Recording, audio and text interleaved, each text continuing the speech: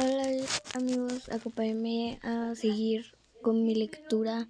Literalmente mi lectura actual es una perfecta equivocación. Todavía lo estoy leyendo. Voy en la página 14. Yo dije que iba a leer 5 páginas.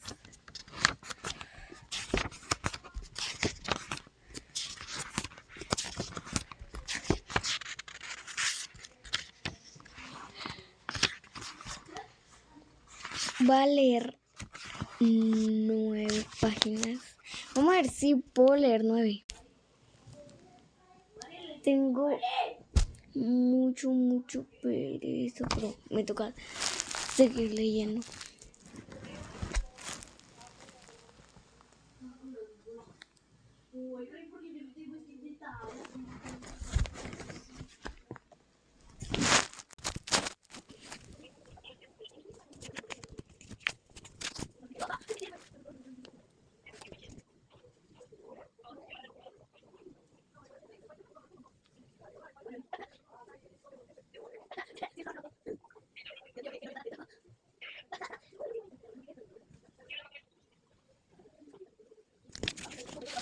Oh.